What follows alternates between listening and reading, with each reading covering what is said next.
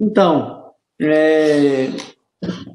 com relação a esse assunto, né, da mandioca, como já havíamos discutido, ele é bastante extenso, né, assim como outras culturas, mas para nós a mandioca, isso se reflete também na maioria dos nossos empreendimentos aí, na maioria das nossas associações, elas têm relação, as cozinhas, né, que são a maioria dos nossos empreendimentos, elas, boa parte tem relação com derivados de mandioca, com a mandioca de uma forma mais direta ali. Então, é um assunto muito vasto, né? É, então, a gente acha que vai ter aí, a gente vai ter mais outras oportunidades, né, para debater esses temas, outros temas relacionados à mandioca. Então, a gente vai fazer aí um debate hoje, uma apresentação posteriormente um debate mais relacionado a essa questão econômica da mandioca, da importância, né? Posteriormente aí, chegando aí até a uma parte mais da introdução da cultura, né? Num outro momento aí a gente vai falar um pouquinho de preparo do solo, de plantio, e aí a gente vai ter também os ACRs aí envolvidos, falando um pouquinho também dessa temática de adubação, de análise de solo, né?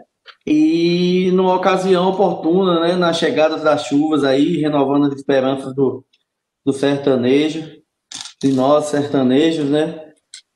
Há relatos aqui na região de Irecê e aqui na Chapada de locais aí que a gente já começa a ter um problema com as fortes chuvas, né? Mas a chuva ela chega também trazendo esperança, né? Esperança de renovação, esperança de um plantio, de uma nova colheita e assim a gente vai, né, reproduzindo a vida. Então, para dar início aí, né, a esse tema, a gente vai falar um pouquinho sobre essa questão econômica e um pouquinho também sobre essa questão agrícola da mandioca e da parte mais introdutória, e numa outra ocasião também continuaremos falando sobre o preparo do solo, né, e plantio de uma forma mais prática, né? Então, Léo, eu passo aqui normal a apresentação? Isso, Ah, não estava passando nem, mas foi agora. aí. Obrigado. Então vamos lá, né, falar sobre um pouquinho sobre a cultura da mandioca. Nós que estamos aqui nesse contexto de Nordeste, apesar de que nossa Bahia é enorme aí, tem diversos climas e dentro da Chapada diversos microclimas, muitas vezes a gente não dá devida importância a essa cultura, né, com a relevância que ela merece, né? A mandioca aí, a gente é um dos alimentos mais consumidos no mundo, né? Seja cultivados, uma boa parte do mundo ela é cultivada, mas é, relata-se aí que ela é cultivada em todos os continentes, né? Todos os continentes há algum local ali que se cultiva a mandioca e é um dos alimentos mais cultivados, né? E o que dá essa condição da mandioca ser cultivada em diversos climas, em diversos países, em diversos continentes, é justamente a rusticidade que ela tem, né? A capacidade de adaptação que a planta da mandioca tem, né? Ao clima e ao solo, né? Relata-se, né? E pesquisas foram feitas aí bem aprofundadas e hoje se tem a certeza que o centro de origem, né? A origem da planta mandioca é aqui na América do Sul e sobretudo a região aqui onde está localizado o território brasileiro, né? Então, foi um produto que foi conhecido e expandido aí para o mundo inteiro, né? Através dos nossos colonizadores, né? Os portugueses aí, os espanhóis, nessa época aí da colonização, né? E a primeiro relato que se foi feito, né? A Portugal com relação à agricultura do Brasil, na época do descobrimento, foi se falando da mandioca e outros fatos e mais fatos históricos aí do Brasil no decorrer dessa evolução, colonização e tudo, faz relato a importância, né, da mandioca. E aí na carta de Pero Vaz de Campina lá tem um relato justamente da mandioca, no trecho lá que ele diz, né, que aqui fazendo relatos sobre a agricultura, sobre os índios, sobre a população encontrada aqui naquele momento, né, relata que, né, esse trecho da carta que fala, né, eles não lavam nem criam, nem há aqui boi ou vaca, cabra, ovelha ou galinha, ou qualquer outro animal que esteja acostumado ao viver do homem. E não comem senão deste inhame.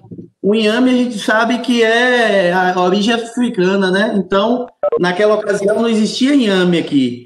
E então, quando ele fala inhame, se relatando a mandioca, né? Então ele fala, né? Não, senão deste inhame, de que há muito, e dessas sementes e frutos que a terra e as árvores se deitam, e com isto andam tais tão rijos e tão nédios, né, tão brilhantes, que não somos nós tanto quanto trigo e legumes comemos. Então esse foi o primeiro relato com relação à agricultura, à pecuária aqui no Brasil, na ocasião do descobrimento, e o primeiro relato falando da mandioca. E outros fatos históricos aí, né, que a gente poderia dar importância à mandioca. A gente está em ocasião de eleição, e numa das constituições que o Brasil teve, quem determinava, né, tinha que ter a condição ali econômica para ser uma pessoa votante ou ser votado, ter a condição de votar ou ser votado, e isso era determinado pela quantidade de alqueires de mandioca que a pessoa tinha. Então, para a pessoa ser, numa ocasião do Brasil aí, para votar ou ser votado, a pessoa tinha que ter determinada quantidade de alqueires lá, na ocasião, alqueires de mandioca, né? Então, devido aí à importância que a mandioca teve no contexto histórico aí e econômico do Brasil, né? Os bandeirantes aqui na Chapada, né? Do Brasil inteiro, quando os bandeirantes faziam suas longas expedições, a farinha de mandioca que muitas vezes eles levavam ali nos seus alforjes, nesse processo aí de expansão aí do Brasil. Como eu falei, ela é bastante consumida, né? O principal fonte de carboidrato aí para milhões de pessoas, sobretudo aqui no Nordeste, em outros países aí que as condições, né, às vezes de clima e de solo não são favoráveis, a farinha. A mandioca é a principal fonte de carboidrato. O maior produtor mundial de mandioca é a Nigéria, né? Então está relacionado também a essa questão do clima e solo naquelas regiões. O Brasil, né, é um dos principais produtores a nível mundial. Isso vem expandindo, apesar de que atualmente houve uma redução na produção, na produtividade, mas o Brasil alçou aí de até 2014 do quarto lugar de maior produtor, hoje é o terceiro maior produtor mundial, e no Brasil o Nordeste aí se configura como o maior produtor, essa região norte e nordeste aqui, de maior produtora de mandioca.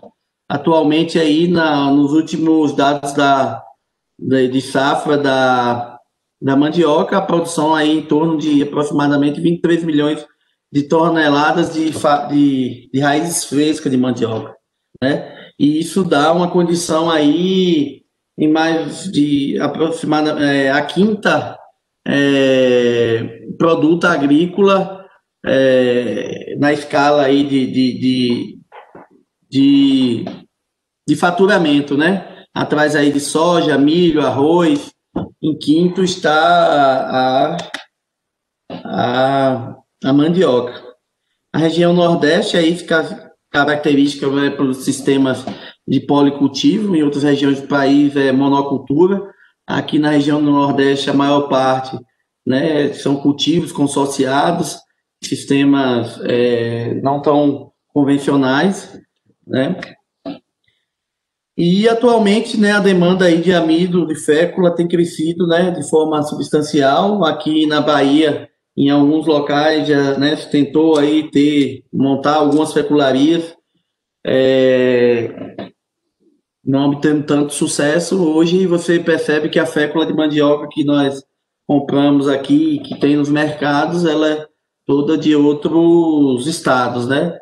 Às vezes a gente reclama que o mercado não está bom, né? O mercado de farinha, de tapioca, de fécula não está bom, mas a gente vê nos mercados produtos beneficiados de mandioca vindo de outras regiões do país. Como eu falei, é bastante rústica, pode ser cultivada, né, em diversos tipos de solos, né? E aí, atenção aqui, quando a gente fala que os solos arenosos mais leves, bem drenados e profundos, que são os ideais, né, descompactados para evitar apodrecimento e má formação das raízes, né? Eu já vi alguns relatos em comunidades que a gente chega que os solos, né, arenosos são melhores, né? Aí a gente realmente a raiz se desenvolve melhor, né? Por outro lado, os solos arenosos eles eles retêm menos água, retêm menos nutrientes e aí tem problemas, né, com estiagem, com seca.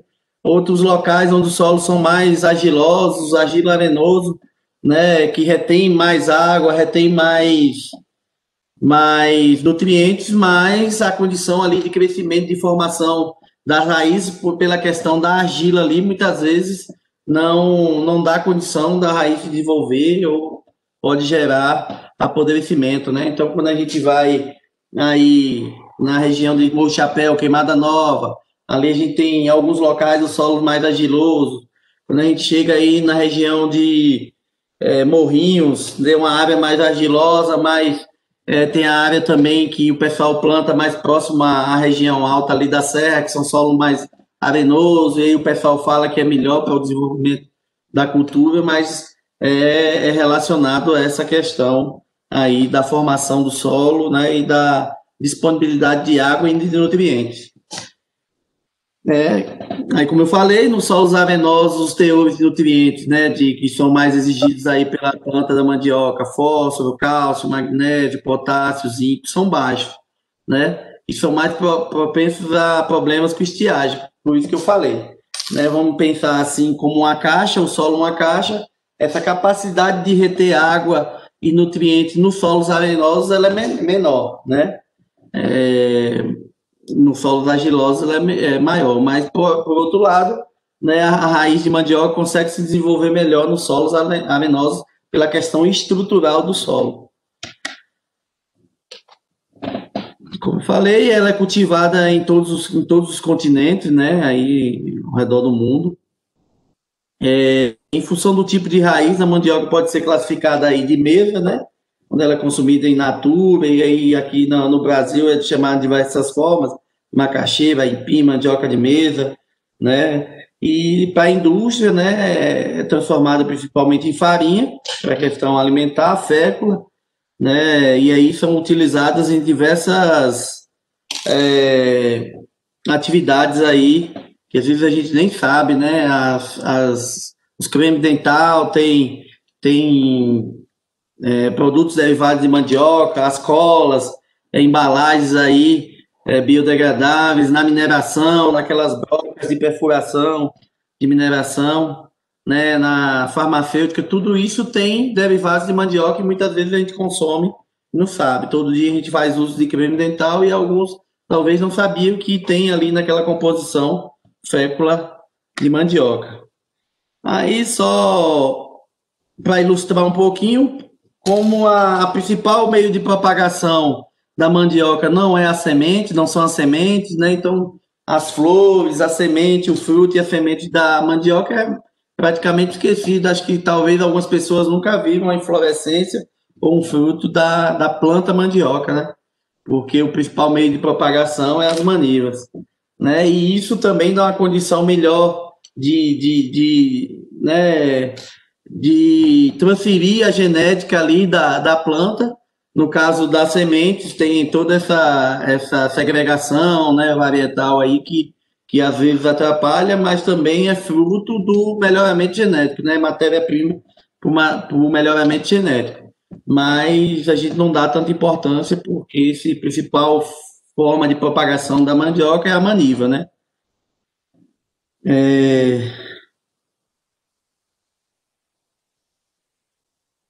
A Rosélia Santos está solicitando, tá?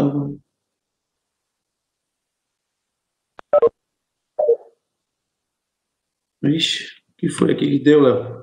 Apareceu alguma mensagem aqui, eu apertei.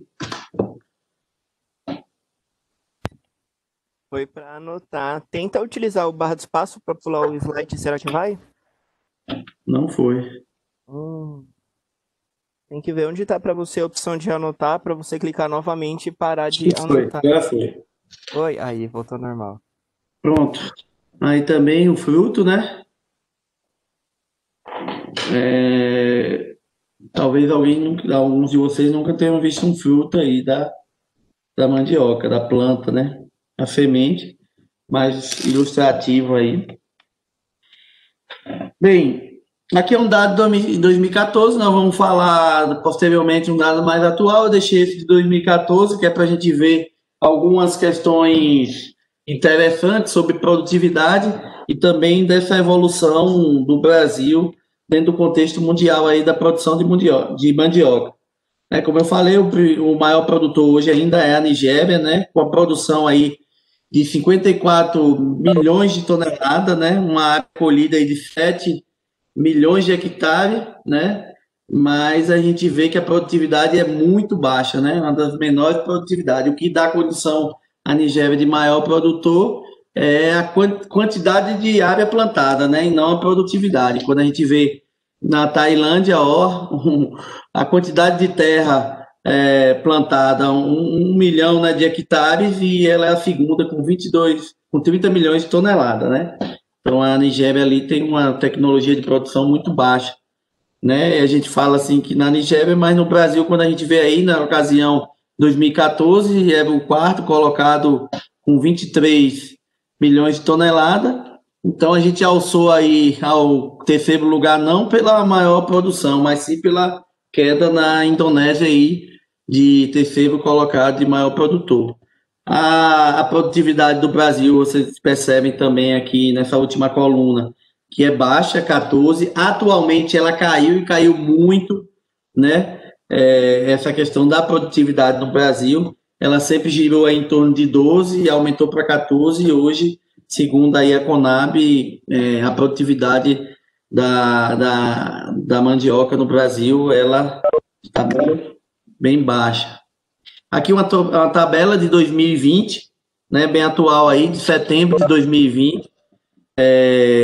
A Nigéria continua com maior área aí plantada, né, aqui 59 mil, a maior produção, né, o Brasil caiu, 17 milhões de toneladas, para quem tinha 23, caiu para 17 em 2018, né, mas hoje o Brasil é o terceiro maior produtor de mandioca a nível mundial. Essa outra tabela aqui mostra a nível de Brasil, quais são as regiões mais produtoras de mandioca, né, que produzem mais mandioca, né, aí a região centro-oeste. Aqui essa última coluna aqui, que é o dado de 2020, né, o maior produtor Até a Distância é uma adaptação das atividades de assistência técnica e extensão rural do Bahia Produtiva. Projeto do Governo do Estado da Bahia por meio da Secretaria de Desenvolvimento Rural do Estado da Bahia, executado pela CA, Companhia de Desenvolvimento e Ação Regional, com recursos provenientes de acordo de empréstimo com o Banco Mundial.